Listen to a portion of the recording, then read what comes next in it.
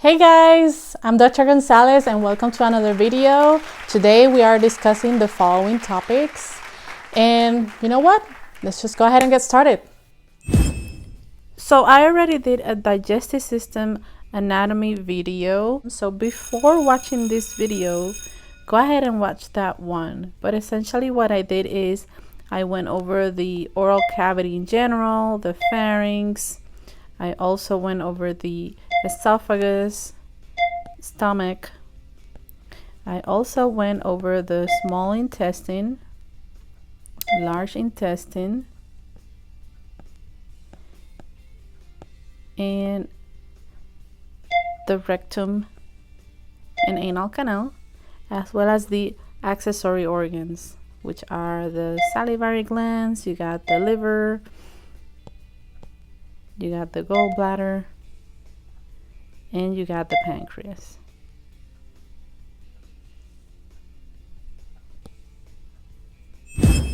So the GI tract forms a continuous tube, and it includes the mouth, the pharynx, esophagus, stomach, small intestine, and large intestine, as you can see on this picture.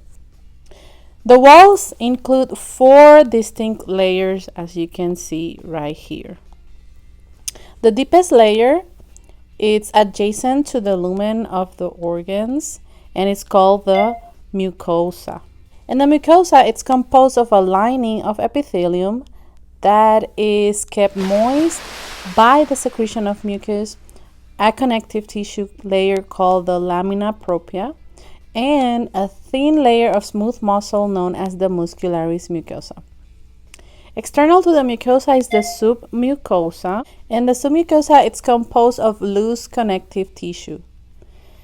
The layer external to the submucosa it's the muscularis externa, which is composed of 2 layers in all the GI tract organs except for the stomach. The inner layer is going to call the circular smooth muscle, and the outer layer it's the longitudinal smooth muscle. And the 4th layer external to the muscularis is a serous membrane called the serosa, also known as the visceral peritoneum, which contains a layer of epithelium and a layer of connective tissue. Now let's talk about the peritoneum, which is a serous membrane that it's associated with the digestive organs that reside within the abdominopelvic cavity, including the stomach, small intestine, large intestine, and liver. However, some organs are going to be considered retroperitoneal because they are outside of the coverage of the peritoneum. Now back to the peritoneum, there's actually 2 layers. The outer layer is called the parietal peritoneum, and the innermost layer it's called the visceral peritoneum. And this peritoneum creates these folds that we call the folds of the peritoneum. Some of the folds include the mesentery, which is the fold that attaches the coils of the small intestine to the posterior abdominal wall. We also have the mesocolon, which is very similar, but it attaches the large intestine. We also have the falciform ligament, which attaches the liver to the anterior abdominal wall, and it can be observed between the right and left lobes of the liver, and it includes a vestigial structure called the ligamentum teres. There's also the largest peritoneal fold, which is called the greater omentum, and you can actually visualize it here in yellow. And this one begins from the greater curvature of the stomach and folds back to attach the large intestine. And lastly, there is the lesser omentum, which extends between the lesser curvature of the stomach and the liver.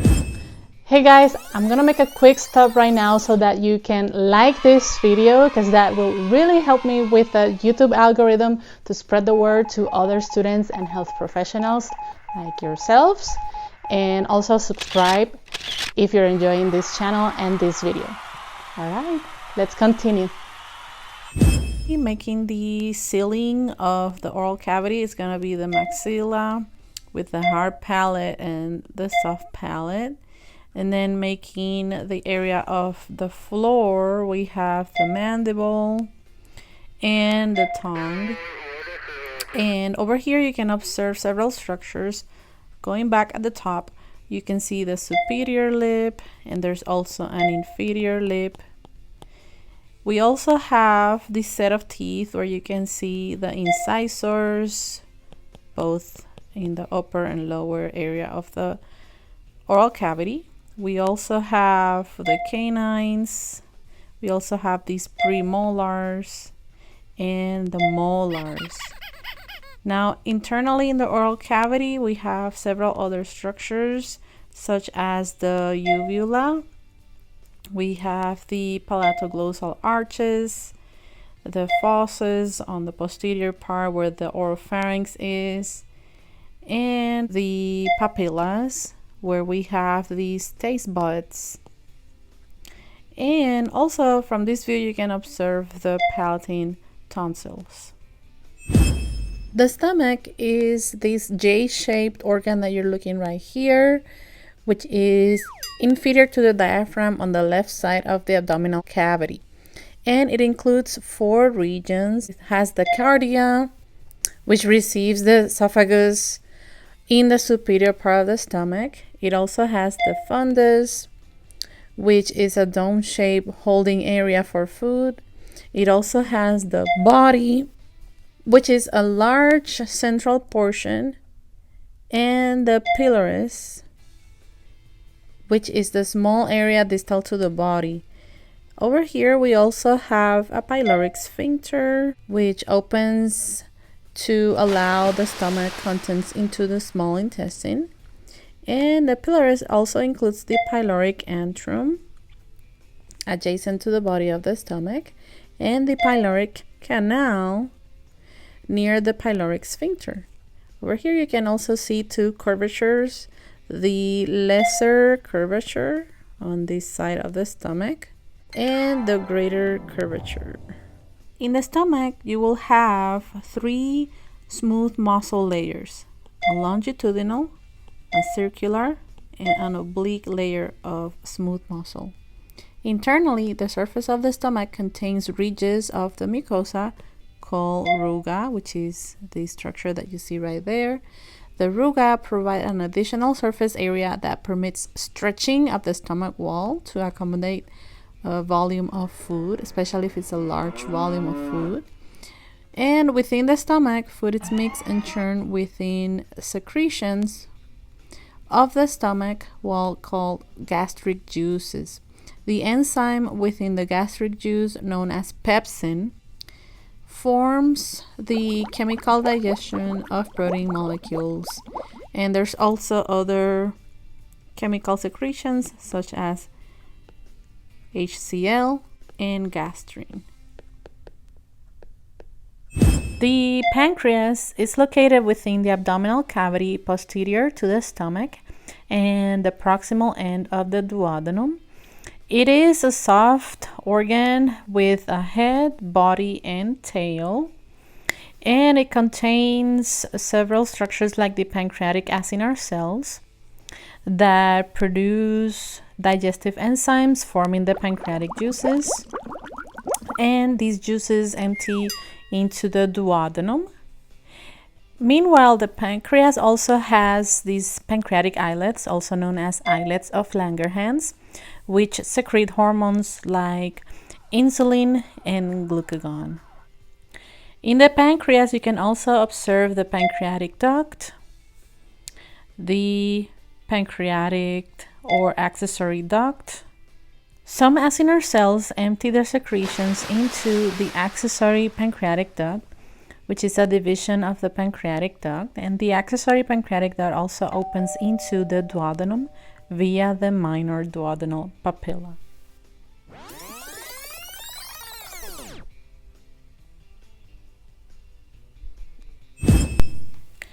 The liver is the largest soft organ inside the abdominal cavity, and it presses against the diaphragm. It is suspended from the diaphragm and the anterior abdominal wall by the falciform ligament.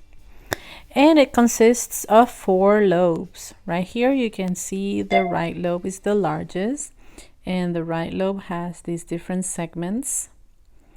It also has a left lobe, which consists of these segments, like the left posterolateral segment and the left anterolateral segment. It also has a caudate lobe posteriorly and a quadrate lobe.